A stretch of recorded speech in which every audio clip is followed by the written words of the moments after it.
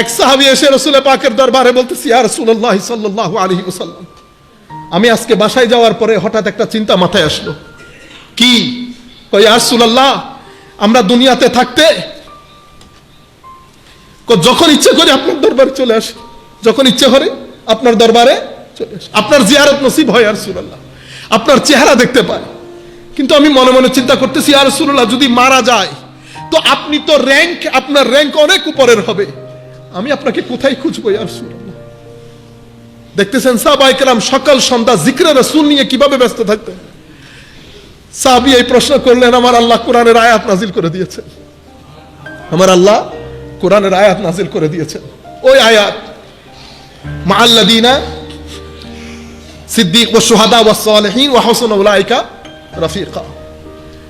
আপনি যাকে ভালোবাসেন, যার অনুসরণ করবেন, মনে প্রাণে যাকে চাইবেন, আপনার কিয়ামত এবং হাসর তার সাথেই হবে। সাহাবায়ে কেরাম এমন ছিলেন, প্রয়োজন ছিল। আসেন ওয়েস্টের কথা। কেন ঈদে মিলাদুন নবী আমরা যারা ওয়েস্টে থাকি তারাই ভালো বুঝবে। আমি প্রথম যখন ইংল্যান্ডে যাই,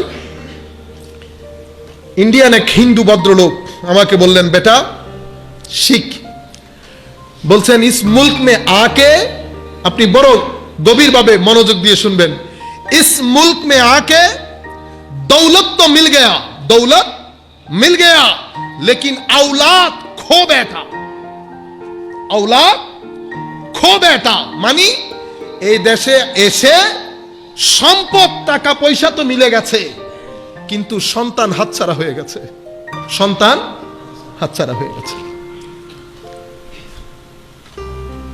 কিছুদিন আগে, আমি আসার আগেই, এক বাঙালি ভদ্রলোক, এটা বড় রেলেভেন্ট, আপনারা বুঝবেন, উনি আমাকে জিজ্ঞেস করতেছেন, আল্লামা সাহেব, যখনই আপনাদের মসজিদে আসি আপনারা ইশকে রাসূলের উপর অতিরিক্ত জোর দেন, কেন দেন?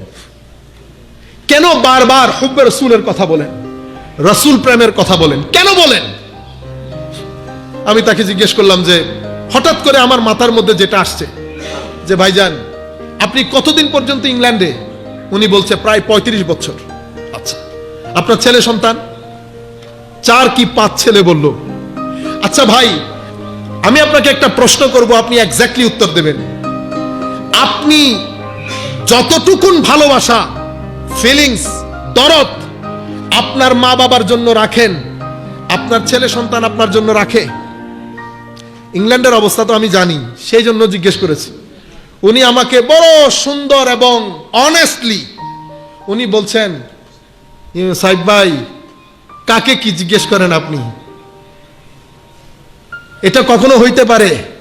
আল্লাহ না, আপনি পার্সেন্ট বলেন, কত পার্সেন্ট আপনার ছেলেদের রেশু, অর্থাৎ আপনি আপনার মা বাবাকে যতটুকু দরদ দিয়ে ভালোবাসেন, আপনার ছেলে সন্তান কি ততটুকুন বাসেন?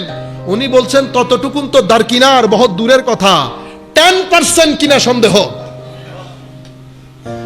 এটা সমস্ত পশ্চিমা বিশ্বের রিয়ালিটি, সমস্ত পশ্চিমা বিশ্বের রিয়ালিটি। আমি তাকে বললাম, তারা কি আপনাকে চাচা ডাকে না বাবা ডাকে? দূর, চাচা ডাকবে কেন, বাবাই ডাকে। খরচ বরচ কে দেয়? আমি দেই। তাদের জন্য কুকিং কে করে? তাদের মা করে। অর্থাৎ সমস্ত দায়িত্ব বাবার পক্ষ থেকে এবং ছেলের পক্ষ থেকে, দুইজনের পক্ষ থেকে দায়িত্বগুলো কিন্তু পারফর্ম হচ্ছে, সম্পাদন হচ্ছে, কিন্তু বাবা খুশি না, বাবা খুশি না। এখন বাবাকে জিজ্ঞেস করলাম, বাবা আপনি খুশি না কেন? ভাই কি একটা যেন মিসিং, কি একটা যেন মিসিং। আমরা আমাদের বাবা, আজকের এই মুহূর্ত পর্যন্ত উনি আমাকে বলছেন আমার বাবা বেঁচে আছে, আমার বাবা টেলিফোনে হ্যালো বললে অন্তর পরিষ্কার হয়ে যায়। আমার বাবা যদি বলে ছেলে বাবা চলো 15 দিনের জন্য আসো, অন্তর খুশি হয়ে যায়। এই যে বাবার সাথে আমাদের অন্তরের টান, সেই টানটা আমাদের ছেলের মধ্যে 10%ও নেই, 10%ও নাই। তখন আমি তাকে বললাম, ভাইজান এই কারণেই ইশকে রাসূলের কথা বারবার বলা হয়, এই কারণেই ইশকে রাসূলের কথা বারবার বলা হয়। আপনি হয়তো নামাজ দোয়া সবকিছু ঠিক আছে, কিন্তু ভিতর থেকে তার একটা ছেঁড়া, যেভাবে আপনি বলছেন যে আপনি আপনার ছেলের উপর খুশি না, কারণ সে ততটুকু আপনাকে ফিল করে না যতটুকু আপনি আপনার বাবাকে করেন। আমরাও চাই যে নামাজ দোয়ার সাথে তার অন্তরের যে সম্পর্ক রসুল পাকের সাথে থাকার কথা সেটা থাকে, জোড়া লাগে, যাতে রসুল পাক এটা না বলে নামাজ রোজা পড়তো কিন্তু অন্তরে আমার কোনো জায়গা ছিল, অন্তরে আমার কোনো জায়গা ছিল। ওয়েস্টের মা বাবারা যেরকম অখুশি, কোনো সুখ নাই। কেন? ছেলেরা নিজেদের না। ওয়েস্টের মধ্যে সবচেয়ে বড় দুর্ভাগ্য হচ্ছে আপনার আওলাদ কখনো আপনার হবে না। সেটা কি রকম? সেটা হচ্ছে তাদের অন্তরে মা বাবার জন্য দয়া যেটা, সেটা 20%ও নেই, 20%ও নাই। সমাজ এত বেশি জড়বাদী, ম্যাটেরিয়ালিস্টিক, যে মা বাবার জন্য দয়া, আপনি চাচা জ্যাঠা খালা খালু তো অনেক দূর, মা বাবার কথা বলছি, মা বাবার জন্য তাদের অন্তরে 2 পয়সার দরদ। মাকে মা বলছে, বাবাকে বাবাই বলছে। আবার বাবা ইন্তেকালের পরে জানাজায় শামিল হচ্ছে। আগরছে 2 দিনের মধ্যে কাজ শুরু করে দিয়েছে। 2 দিন আগে কি ঘটনা ঘটেছে কারো মনে নাই। রসুল পাকের সাথে দূরত্বের কারণে নামাজ দোয়া তসবিহ তাহলিল হয়তো আপনার থাকবে, কিন্তু তার যদি কাটা থাকে, যেভাবে ওই বাবা সন্তানের উপর নারাজ, অনুরূপ ভাবে রসুল উম্মতের উপর নারাজ হবে।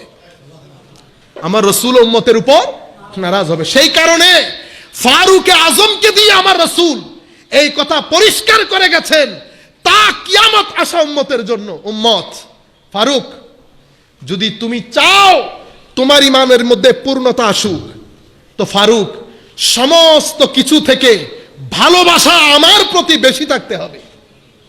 কেন?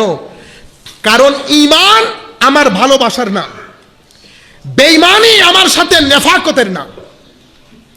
ফারুক বলছি, ইয়া রাসূলুল্লাহ, এটা ফারুক বলেন নাই, ফারুকের মাধ্যমে বলানো হয়েছে, উম্মত যাতে পরিষ্কার হয়ে যায়, ক্যাটাগরিক্যাল হয়ে যায়। ফারুক বলছেন, ইয়া রাসূলুল্লাহ সাল্লাল্লাহু আলাইহি ওয়াসাল্লাম, অবশ্যই আপনাকে ভালোবাসি সবকিছুর চেয়ে, তবে আমি নিজেকে আপনার চেয়ে বেশি ভালোবাসি ইয়া রাসূলুল্লাহ। রাসূল পাক বললেন, ফারুক, ঈমান পরিপূর্ণ হবে, ঈমান হতে পারেই না যতক্ষণ পর্যন্ত ভালোবাসা আমার প্রতি সব কিছুর চেয়ে বেশি না হয়। এটা রাসূল পাকের মেসেজ ছিল উম্মতের জন্য, কিয়ামত পর্যন্ত উম্মতের মেসেজ, যে রাসূল পাকের প্রতি যদি ভালোবাসা চরমে না পৌঁছে, তো ঈমানের যেই প্রদীপ সেটা জ্বলবে না। মনে রাখবেন, এই যে আমরা আজকের এই যুগে ঈদে মিলাদুন নবীর প্রয়োজন এই কারণে, শুধু মসজিদে না, প্রত্যেক ঘরে ঘরে ঈদে মিলাদুন নবী পালন করা জরুরি হয়ে পড়েছে। কেন? আমাদের ছেলে সন্তান মোবাইল যার পকেটে গেছে, 10 থেকে 12 ঘন্টা সে আল্লাহর হুদুদ ক্রস করছে, অশ্লীলতার জোয়ারে ভেসে বেড়াচ্ছে। মা বাবারা আমরা দেখেও না দেখার ভান করছি। আমার যুবক ভাইয়েরা বড় দুঃসময় পাড়ি দিচ্ছে, বড় বিপদ সংকুল পরিস্থিতি পাড়ি দিচ্ছে। তাদের বাঁচানো আমাদের জন্য ফরজ হয়ে গেছে। এই মোবাইল তাদের চরিত্র, তাদের ইমানদারি, তাদের স্পিরিচুয়ালিটি, তাদের রুহানিয়াত, তাদের কুরবতে ইলাহি, কুরবতে মুস্তাফা, সব কিছুর শিকড় থেকে কেটে দিচ্ছে এই মোবাইল। এখন আমরা যদি বিভিন্ন প্রোগ্রাম না করি, তাদের ঈমান বাঁচাবে কে? তাদের ঈমান কে বাঁচাবে? কাজেই ঈদে মিলাদুন নবী শুধু 12ই রবিউল আউয়াল না, আমি তো মনে করি যেভাবে ওয়েস্টের মধ্যে আমরা করি, কোনো উপায় নাই। আমরা কি করি? প্রত্যেক বৃহস্পতিবারে আমরা হালাকায়ে দরুদ, হালাকায়ে জিকিরের মাহফিল করি প্রত্যেকের ঘরে ঘরে। এই বৃহস্পতিবারে আমি আমার ঘরে করলাম, আপনারা সবাই আমার বাসায় আসলেন, চুটাপোটা খানা খাওয়ার ব্যবস্থা করলাম। আরেক বৃহস্পতিবারে আরেক ভাইয়ের বাসায় গেল। এই যে সার্কেলের সাথে ঘুরছে, কেন করি? কারণ ঘরের মাহল যাতে পরিবর্তন হয়, ছেলেদের অন্তরে যাতে দিন এবং রসুলে পাক যাতে ভিতরে ঢুকায়। আমরা হেদায়েতের মালিক না, তবে হেদায়েতের টেকনিক্স গুলো আমরা সময়ের চাহিদা অনুযায়ী সমাজকে দিতে না পারলে আমরা ওই নোকিয়া ফোনের মতো হয়ে যাব, নোকিয়া ফোনের মতো হয়ে যাব। এই হচ্ছে আপনারা, আমি তো আপনাদেরকে অনুরোধ করব, প্রত্যেক বৃহস্পতিবারে যারা পারেন ঘরের মধ্যে জিকিরের মাহফিল করেন, ঘরের মধ্যে দরুদ শরীফের মাহফিল করেন। আপনি আপনার চাচতো ভাই জ্যাঠতো ভাই আশেপাশে যারা আছে তাদেরকে দাওয়াত করেন। আপনার স্ত্রীদেরকে বলেন উনি যেন ওনার আশেপাশের মহিলাদেরকে নিয়ে সপ্তাহের একদিন সোমবারে মাগরিব থেকে এশা বা যে কোনো একটা ঘন্টা দরুদে পাকের জিকিরের মাহফিল করে, সেখানে কোনো একটা কিতাব থেকে মাসলা মাসাইল পড়ে। এগুলা নিউ নিউ টেকনিক্স যদি আপনি না দেন, আপনি বড় দুঃসহ অবস্থা পাড়ি দিতে হবে। আমাদের উলামায়ে কেরাম, আইম্মায়ে কেরাম, ওয়ারিসে মুহাম্মাদি যারা, তারা এই ঈদে মিলাদুন নবীর মতো অনুষ্ঠানগুলো আমাদেরকে দিয়েছে ভিতরের প্রদীপটাকে আরেকবার জ্বালিয়ে তোলার জন্য। আপনারা বুকে হাত রেখে বলেন, যারা আপনারা এখানে এসেছেন, আপনাদের ভিতরে একটু হলেও কোন একটা কিছু ফিল হচ্ছে না? এই যে ফিল হচ্ছে, এটা আল্লাহর দিকে যাচ্ছে না দুনিয়ার দিকে যাচ্ছে? তো আল্লাহর দিকে যে জিনিস যায় সেটা হারাম হয়? সম্মানিত উপস্থিতি, হারাম হওয়া এত সস্তা